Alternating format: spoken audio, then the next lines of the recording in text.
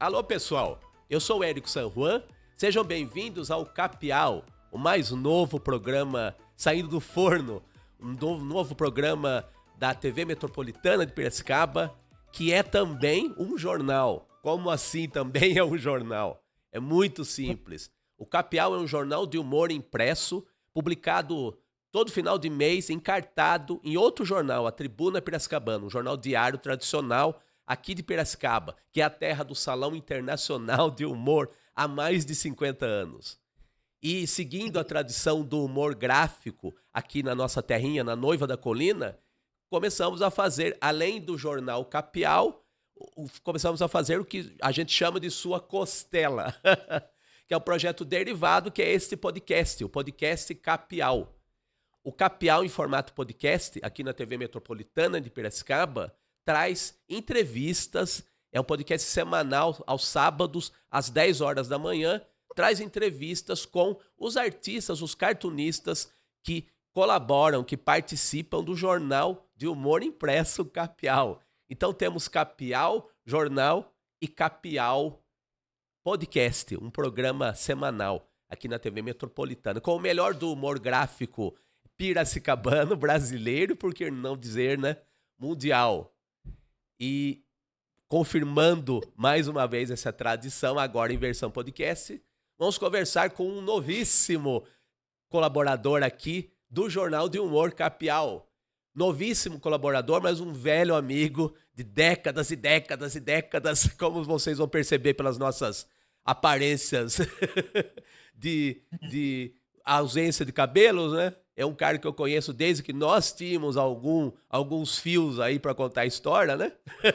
Mas mesmo sem fios de cabelo, continuamos contando histórias por décadas e décadas, né? E o Orlandelli, o nosso convidado, vai contar está contando ultimamente até histórias de um clássico dos quadrinhos, na sua versão. Então vamos conversar aqui com o Valmir Orlandelli, ou simplesmente Orlandelli. Seja bem-vindo, meu amigo, ao podcast Capial. Maravilha, muito obrigado pelo convite. Na hora que você falou novíssimo, eu falei, é alguma coisa estranha, novíssimo. Colaborador. Eu falei, sim, novíssimo aqui, vou te falar, né? Antes fosse. Mas é sempre um prazer falar de quadrinhos, né? Falar de desenho, falar de humor, falar de histórias, falar de trajetória, eu acho que é sempre bacana. E você mais do que ninguém, né? Desde a época que a gente tinha cabelo, tinha até costeleta, né? Eu cheguei a ter cara de Elvis, né? Quem diria, né? Sobrou nada Elvis aqui. Mas estamos aí, estamos na estrada do traço aí ainda. Isso. E você, no dia que a gente está gravando aqui, você está praticamente voltou há pouco tempo de São Paulo, de um lançamento muito importante aí, que é a história que eu falei que você começou a contar de um personagem clássico dos quadrinhos brasileiros. Trata-se nada mais, nada menos que o Chico Bento, né? Então você acabou de lançar mais uma Graphic MSP, que é uma coleção de histórias dos personagens do Maurício de Souza, em volumes especiais, contadas por autores convidados, né? E você já está contando pela segunda vez a sua versão da história do Chico Bento, né? Como que é essa nova Graphic MSP aí que você está contando? O que você está falando aí do Chico Bento aí? O que você conta do Chico Bento aí? Segundo a sua visão e a sua percepção do nosso caipira querido aí dos quadrinhos brasileiros. É bacana demais, é um projeto que eu tenho muito orgulho de participar. Na verdade, essa é a terceira já. Terceira, tivemos o Chico Bento. Olha só, errei para menos, que melhor ainda. E terceira é um negócio legal, né? Um número bacana, 3, é a coisa da trilogia, né? É bacana da trilogia. Pô, você fez 3, então parece que já fechou um pequeno ciclo aí. É muito... E sábado agora, né? Foi no último dia 7, na Panini Point, na Vila Mariana, a gente fez o lançamento da terceira gráfica, que é o Chico Bento Viola. Que é esse selo do Maurício de Souza, a Gráfica MSP, ele tem uma característica muito interessante, né? Ele convida alguns autores para recontar, né?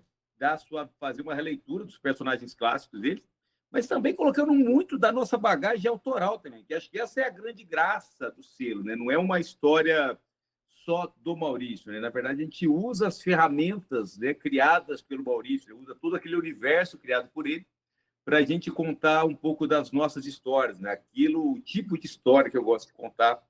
E eu tive a felicidade de ser presenteado aí com o Chico Bento, que num primeiro momento eu nem achei que eu seria um cara, se na época, lá em 2016, quando eu fui convidado para fazer a primeira, me perguntasse assim, qual personagem você gostaria de fazer para a gráfica? Eu provavelmente não teria escolhido o Chico Bento. E não sei nem por quê, porque, na verdade, a gente é do interior, né? A gente tem essa coisa do caipira, né? Eu sou do interior de São Paulo, Cabo. Na verdade, seria quase uma lógica, né? O Sidão, né? O Sidney Guzman, que é o editor do Ciro, ele deu isso de forma muito clara. Tá ali, né? Tanto que a gente até comentou no sábado lá que eu não tinha me atentado ainda, mas foi pensar um pouco no personagem e ver que o universo do Chico ele tem essas ferramentas que combinam muito com o tipo de história que eu estava contando naquele momento. E tem humor, né? A gente é do humor, a gente tem um pé no humor forte. Eu e você somos da escola das tiras diárias, né? De jornal. Então a gente não sempre tem um elemento da gag ali, do humor. E o Chico Bento ele tem humor, mas ele não é só humor, ele tem uma coisa da vida simples também, aquela coisa da filosofia, da simplicidade, da alegria das pequenas coisas, né? E isso conversava muito com o tipo de história que eu já estava fazendo com o Mundo de Yang. O Mundo de Yang também tem alguma pegada de filosofia existencial, porém com algumas sacadas de humor, porque isso a gente faz isso mesmo. E é uma mistura que deu muito certo, que eu estou fazendo a terceira. E até a terceira está bem interessante, que, na verdade, a história do Chico Bento, o Chico Bento não conheceu o avô dele morreu antes dele nascer. E na história, o Chico Bento fica sabendo que o avô dele era um grande violeiro, um dos mais talentosos da região. Todo mundo parava para escutar o vô Firmino tocar sua viola. O Chico Bento não sabia, né? Ninguém contou para ele. Agora, por que não contou para ele? E aí, na história, a viola do vô Firmino cai na mão do Chico Bento com apenas um par de cordas na viola, e ele vai usar esse instrumento para se reconectar com a história do avô dele, conhecer um pouco mais o avô que ele não conheceu em vida, através da viola e do que a viola representa para o interior, do que a viola representa para o caipira. Então tá uma história muito bonita nesse sentido da ancestralidade, assim, de conectar gerações através de algo além da presença física, assim, sabe?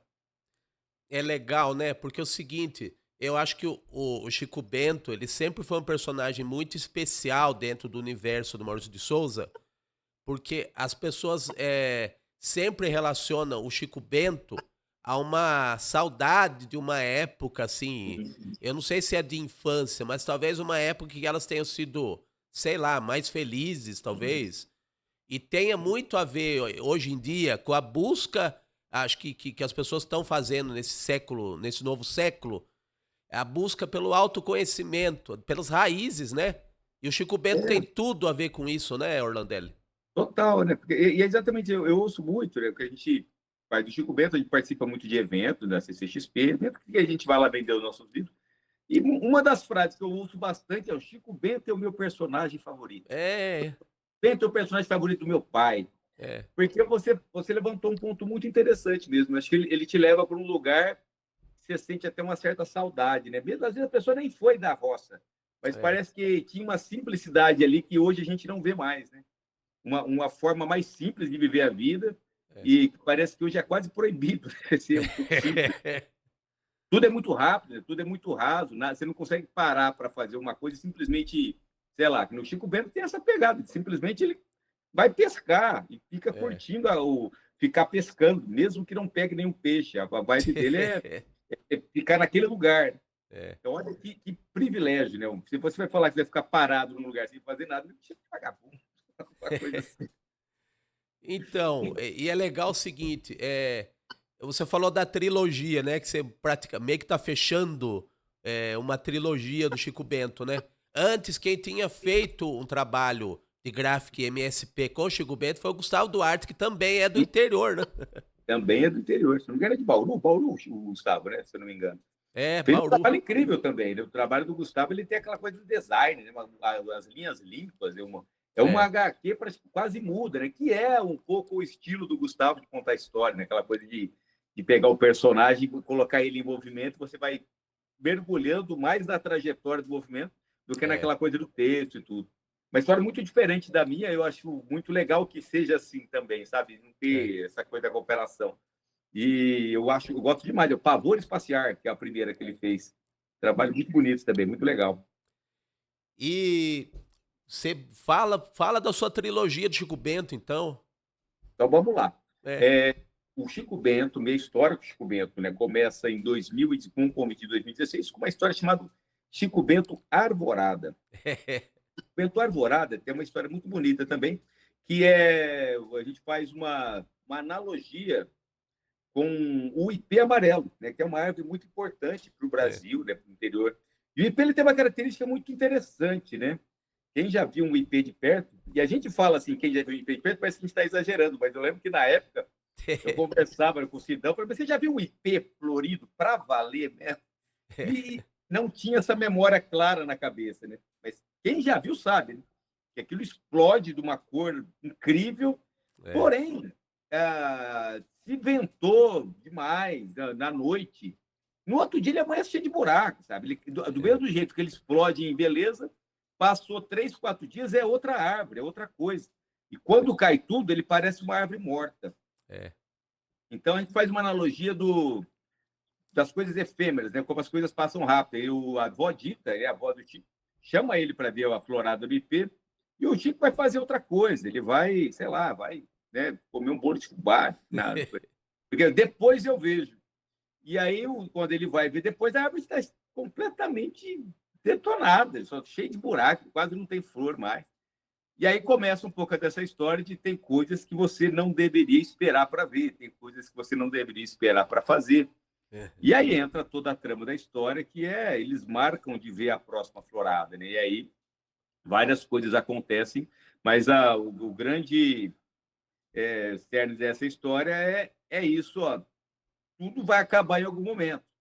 Cuidado para não esperar demais, sabe? Tem uma frase que eu gosto muito, que está no livro, que fala assim, cada momento é um presente embrulhado num pedaço de tempo. É um pedaço de tempo só que você vai usar aquilo. Se você não prestar atenção, talvez vá embora, né? Talvez a coisa vá embora. Uma história muito bonita, foi premiada, ganhou HQ Mix, foi finalista do Prêmio Jabuti. E ela é extremamente emotiva. Muita gente chega nos eventos, na mesa, assim, e chora na frente da mesa e compartilha muitas particularidades, muitas coisas pessoais. Ela fala de luto, né? Ela fala de perda, de tentar lidar com aquilo que você não tem controle de verdade. Aí, em 2022, eu recebo mais um convite. Na verdade, eu recebo o convite em 2021, a HQ saiu em 2022. É o Chico Bento Verdade, que já entra numa outra sintonia, que é a história de é sempre essa pegada meio existencial, né? Tem um personagem que aparece na história chamado Adamastor. O Adamastor, ele faz flores de pano. Ele vai visitar o sítio do Chico Bento para pegar o jardim, né, da mãe do Chico Bento e tentar pegar o modelo de algumas flores para ele reproduzir as flores de pano que é o comércio dele, é o jeito que ele ganha a vida. E é evidente que o Chico Bento para ele não faz sentido nenhum, né? Para que eu vou fazer uma flor de pano, sendo que eu tenho a flor verdadeira? Então já começa a coisa da verdade aí, né? O que é exatamente essa coisa da verdade? A gente vai conhecer um pouco mais a história do Adamastor, a gente vai perceber também que quando ele faz uma flor de pano é porque é uma forma dele tentar não perder mais nada, né? Porque tudo que a flor de pano ele consegue controlar a existência dela. As flores vivas, o jardim é um jardim que ele não tem controle. E aí ele é muito amargo, né? Então ele começa a desdenhar de toda a crença da roça, dos folclore, de tudo. Então é esse jogo, o que é verdade e o que não é verdade, né? Tipo assim, lendas que não existem, mas o que é a lenda? O que são os causos da Bodita? Será que a ideia é simplesmente que elas são verdadeiros ou não? Será que cabe essa discussão? A gente precisa dessa discussão do que é verdade ou não? Então, uma história bem bacana também. Essa história ela ganhou CCXP Awards que beleza. 2023, foi premiado também. E o Viola é a história que eu contei do Firmino, agora a terceira, que saiu agora, quentinha. Eu até tenho ela comigo aqui, deixa eu ver se eu consigo mostrar. Mostra aí para nós. Aqui, ó. Aê! Chico Bento Viola. Tá Que muito bonita. A capa é inspirada no Almeida Júnior, né? Do quadro Violeto. Sim. E essa ligação do Chico com seu avô, né? Que é um avô que ele não conheceu. E, querendo ou não, eu também não conheci os meus avós, né? Eles também faleceram antes de eu nascer. Então, querendo ou não, a gente meio que conversa aí, o Chico aí nessa ausência de ancestralidade, né? Que não chega a ser uma ausência, ela simplesmente perdeu o tempo de algumas coisas. Você vê como que é, né? Por mais que a gente faça uma alegoria, uma ficção, não tem jeito. De alguma maneira, a gente tá sempre falando da gente no trabalho da gente, né? Não tem como. Você pode ter. Se for diferente, na verdade, você foi contratado para fazer uma propaganda, né? Mas exatamente. Muito bom. Aí, Orlandelli, claro, eu não sei se você já recebeu algum retorno de leitores que o lançamento ainda é bem recente dessa Graphic Viola, né? Mas eu queria comentar de uma outra coisa que é bem interessante, que eu andei vendo aí em alguns gibis da Mônica o seu nome lá como roteirista de algumas histórias, né? Foi por causa das Graphics MSP que o pessoal te convidou para escrever histórias para os gibis normais, entre aspas, da Turma da Mônica? Não, na verdade, assim, eu trabalhava no jornal, né? Aquela coisa quase extinta chamada jornal, que a gente trabalhou, hoje tão escasso. Aí foi uma época que eu saí do jornal. E a gente precisa pagar os boletos, né? Aí eu pensei, falei, pô, eu tenho ali um estúdio do Maurício que eu poderia escrever alguns roteiros para ele. Então eu procurei o estúdio e falei, gostaria de escrever o roteiro para a linha mensal. Muito tranquilamente, abri as portas ali. Escrevi, mas escrevi só naquele ano. Acho que não escrevi muito, não faz tempo que eu não escrevo nada para eles. Tá. Mas foi muito importante para mim, inclusive para entrar, né, no processo do quadrinho indústria, né, que é outro lugar também, né? A coisa do quadrinho já em outro processo, de um outro tipo de edição. Muito legal ver, porque assim, eu estou acostumado a escrever e eu mesmo desenhar. Ou então, mesmo quando alguém desenha, a gente fica muito próximo do que vão fazer com o seu roteiro. Tem uma linha de produção um pouco mais estabelecida, né? Você entrega o roteiro e você não sabe mais ou menos. Você até pontual, indica o que vai acontecer, mas é um pouco assim, é estabelecido isso. É aquela coisa que a roda tem que girar numa velocidade meio que constante. Isso é diferente. Eu não vou nem falar que é ruim, porque eu acho que tem que ser assim também. Para esse tipo de escala de produção, eu não sei se daria para ser diferente. Mas aí eu me ofereci para escrever, escrevi ali, acho que uns 9 roteiros, alguns do Chico Bento, do Astronauta, do Cebolinha, do Cascão. Divertido. E eu acabei, de certa forma, fazendo as pazes com o Orlandelli de 1990 e alguma coisa, quando eu tentei realmente ser roteirista do Maurício. Na época, eu mandei um roteiro para eles na época, porque, vamos combinar, Maurício de Souza e Estúdio Maurício, me parecia, na época, o único lugar que você conseguiria realmente ter uma carreira, sei lá, profissional, como história em quadrinho no Brasil. Né? O resto era uma coisa meio que paralela a um outro lugar que você ganhava dinheiro. Eu falei, cara, tá esse negócio aí. Aí eu mandei, mas não rolou, porque na época era muito Chiclete com Banana, né? Piratas do Tietê, Geraldão. Eu lembro até hoje que a resposta do roteiro era algo assim: o seu estilo não combina muito, as histórias são muito boas. Mas nossa, que frase é essa? Turma da Mônica, Aí eu contei essa história pro Maurício. Pô, mas eu já tentei ser roteirista aqui, mas não deixaram. Quem foi que não deixou? Porque eu já tinha feito o Arvorada. Ele vou mandar embora agora. Mas é engraçado, né? Você citou também, você citou jornal e citou revistas aí que eram as que a gente lia, né? Sim. Que talvez não tivesse como horizonte profissional participar de alguma maneira da produção lá do Maurício de Souza, né? A gente tinha em vista o pessoal que trabalhava para jornal e principalmente de tiras, né? Que faz tiras foi de jornal. Tem muita gente que quer ser chargista, né? que é o óbvio em se tratando, pelo menos enquanto o jornal era um veículo forte, a porta de entrada para o desenhista possível podia ser a do chargista, né? E você, Exato. tanto quanto eu, a gente foi na contramão.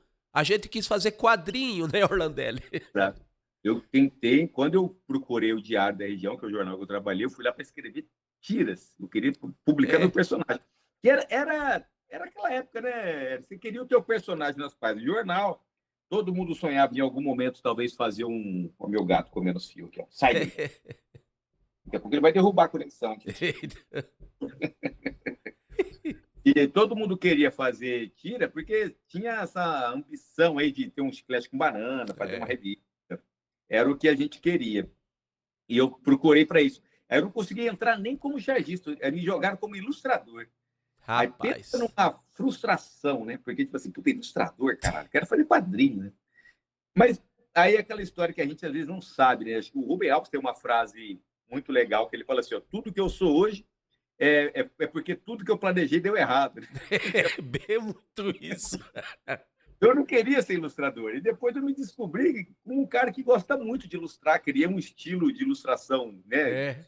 Publicava muito em revista da Abril, revista da Globo, tudo. E foi muito legal. Aí depois eu comecei a cobrir as férias do Charles. Cobri as férias do Lésio ali. E aí, a partir daquele momento, eu comecei a fazer charge também. Fazia tira e charge por bastante tempo. E é meio maçante, mas foi uma boa escola de prazo, né? A gente nunca perde medo de prazo, né? Dizer, só tem 10 dias, mas tudo isso para fazer? Estou acostumado com esse prazo longo, não. O negócio sempre foi o caderno fecha às 4. Não, é legal o seguinte, né? A gente, realmente, essa frase do Rubem Alves é muito real, né? A gente quer, ambiciona fazer alguma coisa, mas a gente talvez no começo vai perceber depois que entrou no jornal, no nosso caso, né? Nós trabalhamos em jornal, a gente pode até fazer o que a gente quer, mas tem que fazer principalmente o que precisa. E fazendo o que é necessário, as demandas que o jornal tinha, a gente acaba aperfeiçoando, a gente acaba ficando melhor no que a gente gostaria em primeiro lugar, né?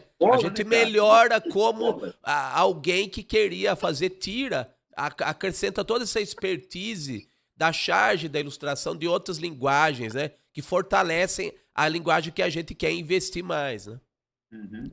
Exatamente isso, porque a gente, eu vejo muito assim, quando a gente faz oficina, tal, ela não abre mão de fazer exatamente aquilo. Não, mas vai lá, vai fazendo, né? Não é para você não fazer o que você quer.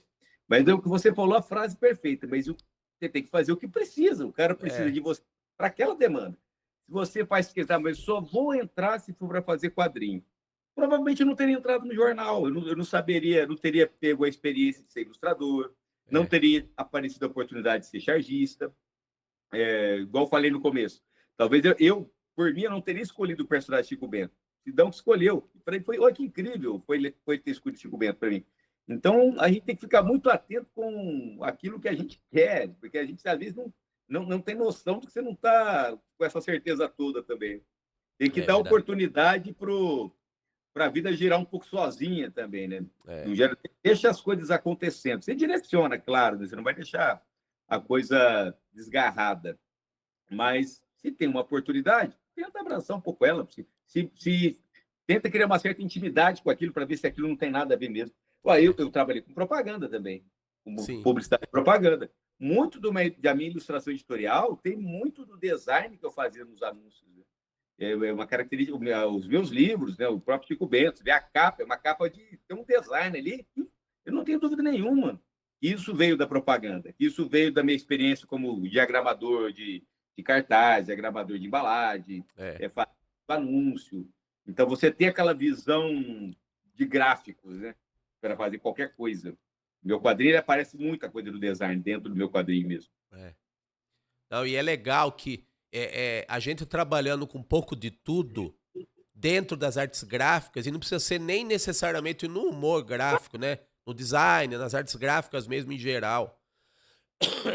A gente, como eu falei, a gente fortalece o que queremos fazer de uma maneira mais efetiva, assim, que é o quadrinho, né? E aí eu queria, falando desse caminho seu no quadrinho, incorporando todas essas experiências aí como ilustrador, como designer também, né? Como é que você passou da galhofa, da zoeira pra reflexão?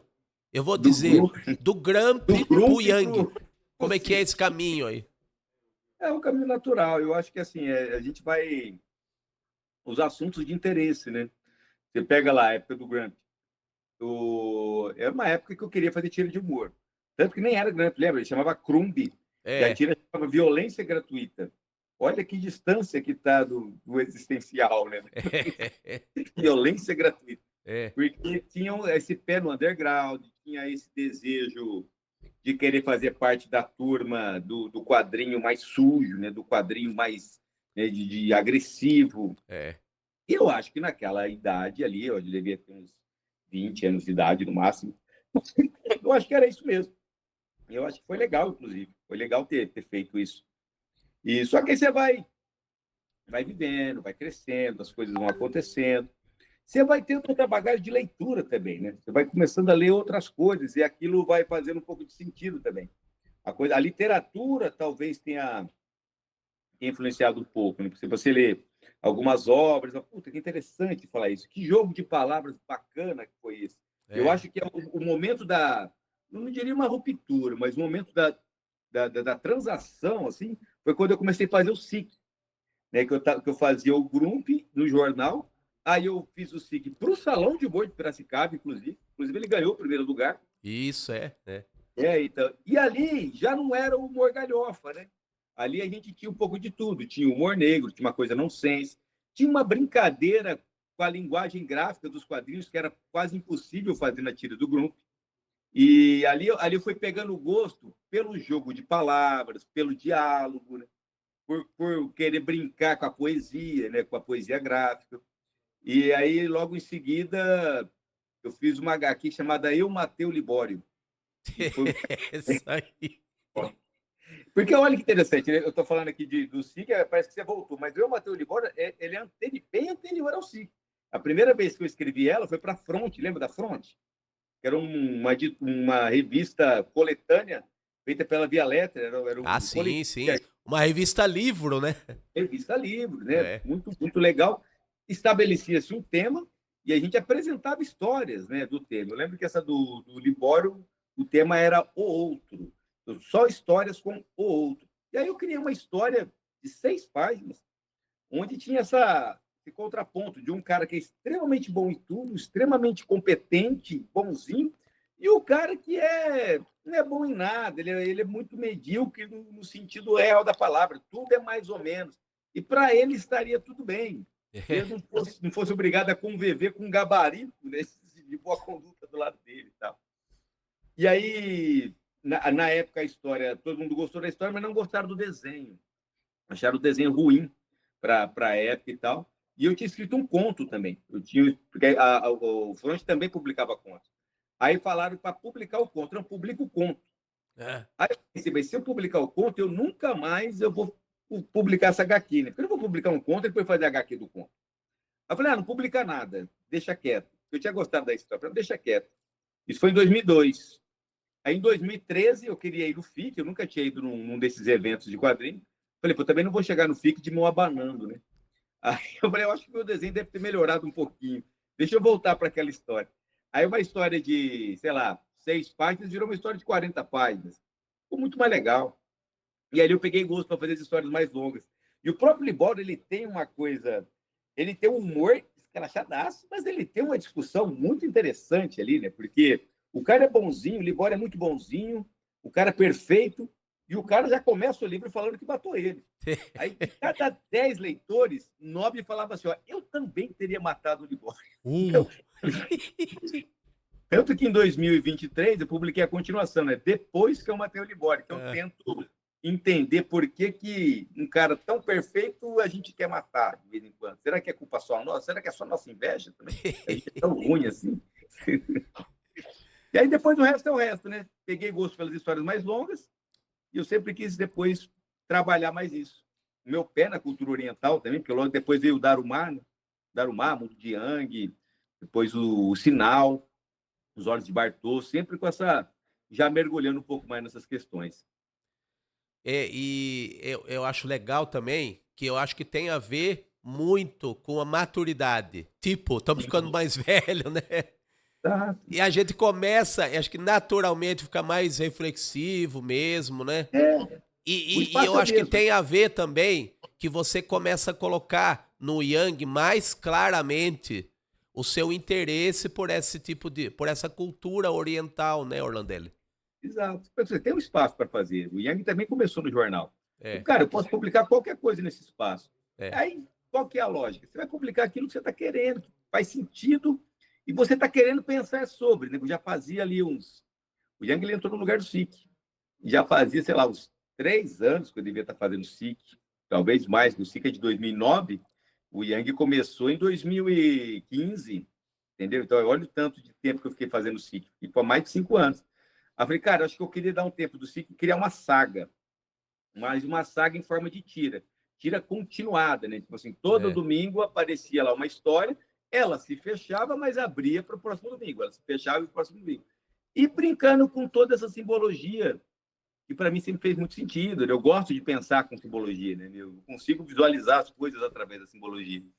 E aí é um personagem que eu gosto demais. Hoje é um dos personagens que eu mais gosto de fazer histórias com ele, assim. Porque é onde eu consigo ter muita ferramenta para você colocar ali, sabe? Como tudo é figurativo, então tudo você consegue meio que dar uma cara para alguma coisa, assim, sabe?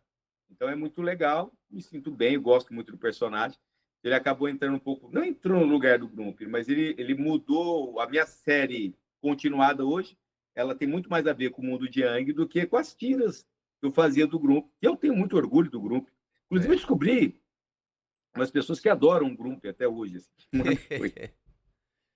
É bacana pelo seguinte, eu acho que tem aí uma série de etapas aí que você foi desbravando, né? Primeiro a questão de descobrir o personagem, que é o Grump, que Isso. é descobrir como que funciona o personagem, ainda na questão no universo da tirinha, que ainda não é baseado realmente nas gags, nas piadas, mas não precisa ser necessariamente algo tão aprofundado, né? A Não, tirinha ela tem que ter uma compreensão mais imediata, né? Aí Uhum. depois você foi para as narrativas mais elaboradas, digamos assim, que é o SIC, né? E inclusive Isso. elaboração no desenho e no roteiro, né? O Histórias, SIC não foi um era tirinha, era laboratório. história, né? Ele levantou um negócio muito interessante, porque a tira de humor, pelo menos na maioria, no meu caso, mas acho que na maioria é um pouco assim também, ela é tão curtinha, o espaço é tão... Porque você não trabalha cenário quase, você não trabalha É, gravação, é tudo muito simples. Ele mete uma meba colorida atrás lá, é o fundo, né? Não precisa muita coisa. Aí no SIC, você tem uma cena que o cara tá em cima de um prédio, você tem que desenhar por outro prédio, você tem é. que colocar uma perspectiva mínima ali. Então, foi uma forma de eu praticar um pouco isso também. Porque eu já estava começando a querer me jogando um olhar ali para as histórias mais longas. Eu falei, mas com esse traço de Grump, não vai, eu perco muito sem ferramentas, a gente fica muito sem ferramentas. Aí o SIC também me ajudou a isso, a experimentar algumas coisas, a experimentar muito tipo de desenho e soluções, né? Porque tem coisas que eu não consigo desenhar até hoje, tem coisas que eu sou péssimo. Só que eu arrumei uma solução para aquilo, né? Uma solução para. A gente vai amadurecendo e vai entendendo que não é o desenho que conta, o que conta é a narrativa. Se você É isso conseguiu aí. narrar bem, está resolvido. Não interessa exatamente como você fez aquilo. Então, às vezes, eu encontrei algumas soluções, e que ela foge, talvez, do desenho clássico, mas como narrativa elas funcionam super bem. Então, isso foi legal. E é bacana também que você falou, né? Importa é a narrativa, eu concordo também. Só que você desenvolveu o desenho a ponto de dar sustentação também. A narrativa tem que ser sustentada por um desenho Sim, convincente, sabe? Eficiente. Então, como isso. você viu, os bonequinhos lá, o estilo Grump, não bastavam para narrativas mais É, complexas, né? ele resolve aquela narrativa, né? A Exatamente. narrativa da piada, ele resolve super bem, perfeito. Agora eu É. preciso em algum momento eu quero que você se emocione, eu já fico sem ferramenta. Então, tipo assim, o desenho tem que ser muito bom. É que a percepção de desenho bom é que às vezes é estranha, né? O pessoal tem uma percepção de desenho bom, desenho super detalhado, às vezes não. Eu acho que o desenho bom é um desenho que funciona para aquilo que você se propôs. Né? Isso. Funciona bem. Pega o desenho, o Alex Ross desenhando o Fradinho do Enfio. É horrível, não ia ser uma merda, sabe? Não ia funcionar nem fudendo. E o desenho do cara é super detalhista. Então, não, para isso, o desenho foi ruim.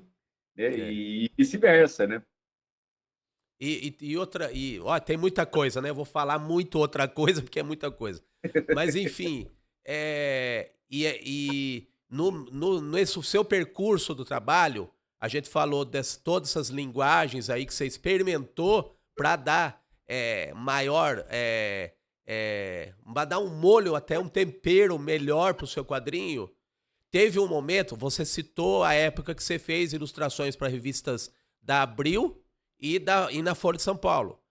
Nessa época, você tinha um desenho de cartoon para os quadrinhos e um desenho de computador vetorizado para as ilustrações. Qual foi o momento que essas linguagens se cruzaram no seu trabalho, de uma forma geral? Eles se cruzaram literalmente no Chico Bento Arvorada. Foi ali, eu sempre achei que daria um quadrinho muito bonito, aquela linguagem mais vetorizada que eu usava nas ilustrações. Só que quando eu colocava no quadrinho, eu não tinha expressão, né? Perdi um pouco a expressão e falei assim, pô, eu acabei de falar, quadrinho é narrativa. Se você não está conseguindo narrar, não adianta ser bonito, vai ficar ruim. Aí, quando eu fui fazer o Chico Bento, eu estava com o traço mais cartoon e tal, e eu tinha participado de uma edição em comemoração aos 50 anos da Mônica, da personagem Mônica. Sim. Eu fiz uma Mônica lá, como era uma ilustração, eu fiz uma Mônica no meu traço ilustração, no meu traço mais vetor. Ficou um desenho muito interessante, porque tem aquele grafismo, aquela brincadeira e tal. E aí o Sidão, ele falou assim, Orlandelli, aquele desenho da Mônica ficou muito legal. Será que a gente não conseguiria usar esse tipo de desenho na HQ? Eu falei, Sidão, vamos ver. Eu sempre achei que ficaria bonito, mas eu nunca consegui fazer virar personagem que consegue conversar, né? É aquele personagem parado, só serve para o cartaz e pronto. Vou tentar. Se funcionar, funcionou. Se não funcionar, né, não sei. Aí eu fiz vários testes. Fazia páginas, ficavam maravilhosas graficamente. Mas os personagens não conseguiam conversar, porque tinha essa coisa meio engessada do vetor, né? Aí foi quando eu falei, caralho, e se eu fizer o grafismo em vetor e desenhar a mão por cima, né? Colocar as expressões meio que na mão ali, misturar as duas coisas. Aí fiz uma cena lá, que é a cena que ele está pulando no rio. Ficou muito bom, ficou muito legal. Aí eu falei assim, não, acho que vai rolar. E aí, desde então, eu sempre misturo um pouco do grafismo que era das ilustrações, também nos meus quadrinhos, todos eles.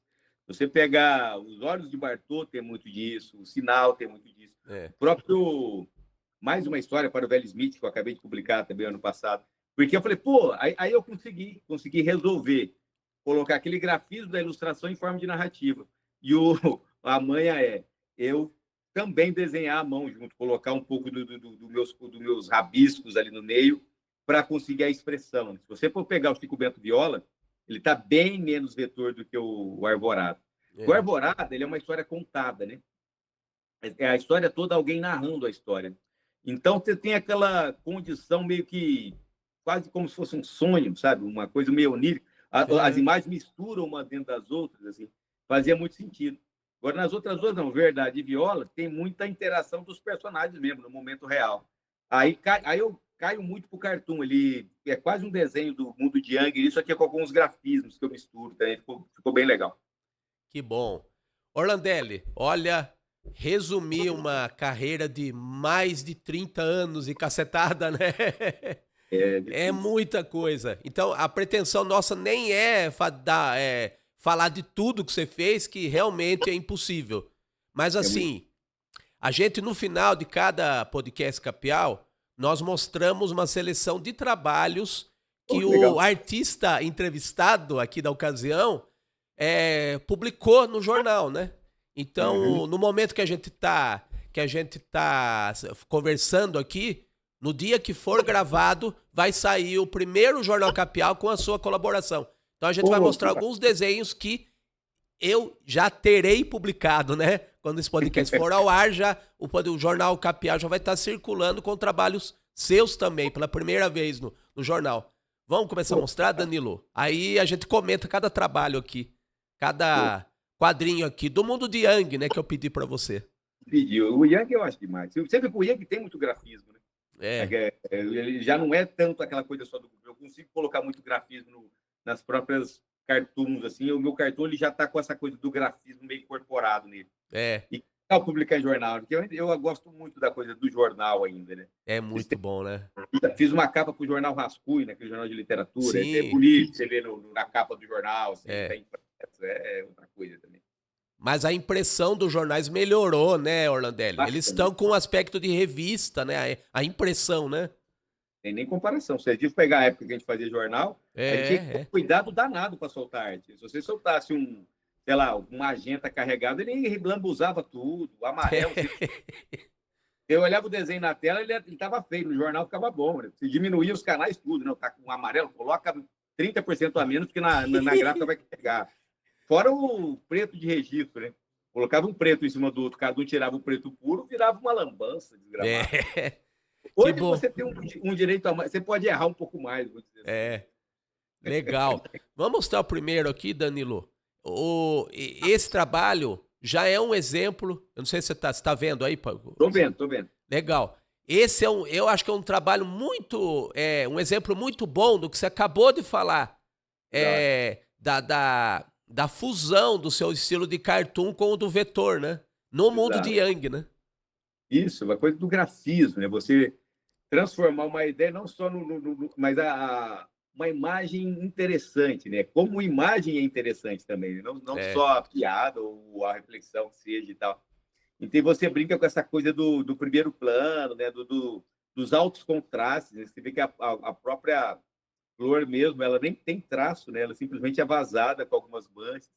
Tudo isso é uma mistura da bagagem de ilustrador, né? que a gente comentou ali, com minha bagagem de quadrinista, que desde sempre. E eu gostei tanto desse trabalho que vou dar um spoiler aqui, né? Esse trabalho vai ser capa em breve do Capial. Que legal. Olha, por causa desse aspecto, né, Orlandelli? É uma ilustração, é um trabalho que tem que ter o destaque merecido para ele, né? Que legal. Bacana, vai ser capa. Então, é muito bonito ver impresso no papel, ver impresso numa capa, cara. Eu acho Não, e é legal, como eu falei, a impressão dos jornais melhorou, né? Os que sobraram, pelo menos, melhorou. Então, a gente vai conseguir fazer uma capa bem legal com esse trabalho aí. Vou curioso para ver como é que vai ficar. E depois você manda para mim, ou separa aí, uma hora a gente pega aí. Mas claro. Vamos pro próximo, Danilo? Aí já são cartoons do Yang que saíram no Capial 19, que é no finalzinho de junho, que esse podcast vai pro ar no mesmo dia que sai o Jornal Capial 19, né? Caralho. Aí já é um trabalho que vai mais na essência do seu estilo de cartoon, né? Isso. Mas mesmo assim, né? Ele tem uma brincadeira com uma cor explodindo e o resto sem cor, né? Tem ainda uma coisa meio de grafismo aí também. E né, os elementos, assim, né? Eles têm um cuidado estético interessante. Isso. E eu adoro o traço, você me conhece, faz tempo. Você sabe que eu gosto de risquinho, né? Eu mato a vontade de fazer risquinho pro mundo de Yang, assim. É o que eu chamo de ficar coisando o desenho, né? Coisando. O desenho era para estar mandado faz tempo. Você fica ali, tique. Quase uma terapia. O que não é o trabalho da gente, senão uma terapia, né? Puxa vida. Hoje em dia tá todo mundo pegando livrinho de colorir, né? Você viu? É muito isso. Vamos pro próximo, Danilo? Já é o terceiro da série aí de cartoons que estão sendo publicados no Capial. Conta aí desse monstrego aí. Esse é muito legal. E, de novo, né? Olha só como o quadro embaixo, ele abre um espaço para o infinito, né? Ele não faz o quadrado completo. Então, ele junta como se fosse uma cantoneira do lado ali.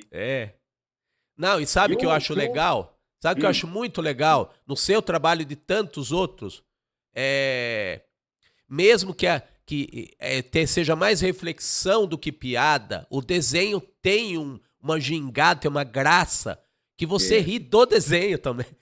Tem graça, de qualquer maneira você vai achar algum elemento de graça no trabalho, né? Esse é a vantagem de quem vem da escola do cartoon, né? Cartoon mesmo, né? Porque hoje a gente tem uma escola do desenho mais tosco. Não é nem que é bom ou é ruim, mas assim, em expressão, o cartunista ele é muito bom da coisa da expressão, da cara de borracha. A cara de borracha. O Yang ele tem umas expressões que eu gosto muito. O próprio monstro, olha que expressão engraçada que ele tá. É muito bom. Vamos pro último, então, Danilo, pra gente fechar a série aí de cartoons em quadrinhos, né? Eu entrevistei um outro colaborador do Capial, Orlandelli. Não sei se você conhece, é o Elias Dias, lá do Rio. Ele é mineiro que mora no Rio. E ele tem um estilo que é a escola do André Dahmer, né? Olha aí! Muito bom. E assim, só que não é influência, percebe a influência do André Dahmer, mas não é uma cópia do André Dahmer, né? Ele tem o jeitão dele, o estilão dele. E assim... O André Dahmer ele tem uma coisa interessante, que lembra muito você, no caso, a coisa do gostar da palavra, né? Exatamente. Quase um frasista que colocando desenho. A gente falou muito do trocadilho, né? Que a gente tem o gosto por isso, né? Tem uma identificação, né? Uhum. E aí o seguinte, eu chamei num dos jornais Capial, que ele publicou quadrinhos dele, você conhece, é tudo um quadro só com balãozinho. E aí eu chamei de cartoons em quadrinhos. Ele ficou muito feliz com essa denominação. E eu acho que é por aí, esses do mundo de Yang que você me mandou, que tem mesmo essa pegada. É cartoon em quadrinhos, né? É muito bom de dar nome para as coisas, né? Eu lembro quando você falou do SIC, você falou contos gráficos, alguma coisa assim, né? Tipo assim, faz todo sentido, arrumamos um nome para esse negócio. Depois disso, eu só passei a apresentar dessa forma. Gráfico. Que bom. Mas comenta aí desse último trabalho aí, Danilo. Esse aí. Então, que legal essa coisa da diversidade. Né? É sempre uma coisa reflexiva. E a imagem, mais uma vez, olha que interessante, que você faz uma linha em diagonal, que ela cruza de um lado para o outro. Então, você começa a equilibrar. Então, você tem, de novo, a escola do ilustrador de matérias, né? Porque ilustrar, fazer um desenho, você ilustrou. Mas a gente, quando trabalha com ilustração editorial, você pensa muito no espaço que você tem. Então, você pensa... Às vezes, você tem um L para fazer. Sabe? Tem aqui, daí você cria uma imagem que vai formar um L. Dane-se, né? Então, você consegue ter esse controle. E eu gosto muito desse cartoon, porque ele, além do desenho ser engraçado, tem essa coisa das cores meio misturadas também. Eu acho ele bem simpático e elegante ao mesmo tempo. Exatamente. Quem diria, hein? Um cartunista elegante, né? O cara que começou com o Gramp lá todo sujo, agora é elegante. O cara vem de uma tira chamada Violência Gratuita e aí vem falar que é elegante. Olha como é que o mundo gira. Quem diria? O mundo muda e nós mudamos junto com o mundo, né? Graças a Deus. Hein? Graças a Deus. Orlandelli. Então, Orlandelli, seguinte, aí vamos começar nos finalmente do podcast. Aí eu queria que você me dissesse, incentiva a galera aí a conhecer o seu trabalho novo, que você tem uma loja virtual, né? Com seus álbuns autorais e tudo. Conta aí da loja virtual para nós aí. Então, a gente trabalha com quadrinho independente na maior parte das vezes. O Chico Bento é uma exceção, que é publicado pelo Estúdio Maurício de Souza e publicado pela Panini. Então, esse livro do Chico Bento é muito fácil de encontrar. Você vai numa Amazon, numa livraria, você vai achar mais fácil. Sim. Os outros, eu tenho um selo chamado Gambatê, que é quando eu publico meu trabalho mais autoral, né? Que eu mesmo edito, eu mesmo publico e vendo nos eventos. Mas quem não está no evento pode comprar numa loja chamada lojaorlandelli.com.br. Você vai... E também encontra no orlandelli.com.br. Vai estar um link lá escrito loja. Se clicar lá, você consegue entrar. E lá vai ter um pouco de tudo. Vai ter o Mundo de Yang, a Coisa, que eu acabei de fazer uma nova tiragem da Coisa. A Coisa esgotou muito rápido de fazer uma nova tiragem de uma publicação independente. Olha que legal. Então, lá você encontra tudo. Ou, tá difícil, rede social, @Orlandelli. Principalmente Instagram, que é o que eu mais uso. Se mandar alguma mensagem no direct ali, rapidinho a gente já se comunica e já direciona, já consegue tocar o barco adiante. Beleza, então vamos colocar aí a sua rede social, né, Orlandelli? Quem quiser te encontrar no mundo virtual, @Orlandelli. @Orlandelli, vai lá no Instagram, manda o direct ali, ou entra no site www.orlandelli.com.br e ali a gente vai me achar fácil nesses lugares aí. E eu sou do tipo que eu acabo respondendo, sabe? Muito difícil não responder, porque eu estou muito sempre na rede, a gente ficar publicando as coisas. Às vezes eu vejo um negocinho, eu entro, é rápido também, então a gente acaba interagindo bastante. Que bom. Orlandelli, queria te agradecer pela participação aqui, tanto no podcast quanto no Jornal Capial, né? Você que já participou de tanto projeto aí, vida fora que eu fiz, né? No Jornal Rio, na Página Rio. Eu participei lá atrás, da revista Galeria. Nossa, é verdade. Galeria, então, muita coisa, muita estrada a gente rodou aí, né? 95 Galeria, né? Galeria 95. Nossa Senhora. É outro século, você tem noção que é outro século? Pois é. E eu queria também te dar os parabéns. Não é puxação de saco, que a gente é amigo há muito tempo também. A gente se conheceu, como eu falei, quando a gente tinha cabelo e quando a gente desenhava mal. Então a gente se conheceu na fase que estávamos começando, né? Que isso daí não é todo mundo que tem esse contato de tantos anos. E eu fico muito feliz de ter acompanhado como amigo e como leitor, principalmente, né? Eu vi um artista nascendo, um cara se desenvolver e um estilo, uma pegada muito sua. Isso não é para qualquer um. Então tem que te dar os parabéns sempre por ser você mesmo, né? Que é algo que todo mundo busca, mas nem todos conseguem, né? A jornada é dura, né? A gente sabe que você tem muito mais motivos para parar do que para continuar. Geralmente os cabeça dura continuam, né? Que é o nós. Mas tem as suas compensações, né? Que a gente tem uma trajetória, tem uma jornada, a gente consegue colocar a história no mundo. Poucas experiências, acho que são tão prazerosas quanto você modificar a vida de uma pessoa. Não modificar, mas talvez, sei lá, entrar um pouco na vida de alguém através de uma história, de um desenho, de um cartoon. A gente consegue ter essa troca, né? As pessoas vêm conversar, tudo, e é através daquilo que você tirou de dentro de você e transformou em história. E é uma coisa que fica. Então, a gente não tem nem que... Eu fico muito satisfeito de não ter parado também. E hoje a gente está aqui, você está aí com o seu trabalho, com o meu trabalho. A gente olha e fala, que bom que a gente continuou fazendo, né? Que bom que a gente continuou produzindo. E hoje tem várias coisas publicadas e a gente está na jornada aí também. É muito prazeroso também isso aí. E fácil não é, mas também se a gente for pegar para... Não tem nada muito fácil também. Já que não vai ser fácil, nenhum dos dois, vamos fazer o que faz sentido para a gente, pelo menos. É isso aí. Que bom. E a gente, fazendo sentido para a gente, vai fazer sentido para muita gente além de nós, isso né? É legal. Isso é muito bom. Isso é muito bom. Orlandelli, obrigado. Valeu, amigo. Muito obrigado pelo convite. Fico muito feliz aí com poder conversar contigo, revê-lo, né? Porque nós é muito longa prazer enorme. E a gente sempre arruma jeito, né? Então, esse é um deles. Obrigadão. Valeu, tchau, tchau. É isso aí, pessoal. Entrevista mais um artista no podcast Capial e também no Jornal Capial. O Valmir Orlandelli, ou simplesmente Orlandelli, o cara do humor e da reflexão. E se você quiser encontrar o Jornal Capial na internet, além, se você tiver a oportunidade, claro, você pode ver todo final de mês na Tribuna Piracicabana como encarte do jornal A Tribuna Piracicabana aqui em Piracicaba. Mas se você estiver fora de Piracicaba, você pode encontrar a versão virtual do Jornal Capial, a coleção completa, aliás, no @capial.humor. Se puder colocar aí, Danilo, a tela para o pessoal ver direitinho aí, @capial.humor. É onde está a coleção completa do número 1 ao 19 do Jornal de Humor Capial, com humoristas gráficos do Brasil e até do mundo. Então, para além do Salão de Humor de Piracicaba, que é uma vez por ano, temos o nosso Salão de Humor impresso, que é o Jornal de Humor Capial. Você pode conhecer os artistas do Jornal Capial aqui no podcast Capial. Todo sábado, às 10 horas da manhã, aqui na TV Metropolitana, no YouTube da TV Metropolitana de Piracicaba. É isso aí, até o próximo sábado, um grande abraço, pessoal. Tchau, tchau.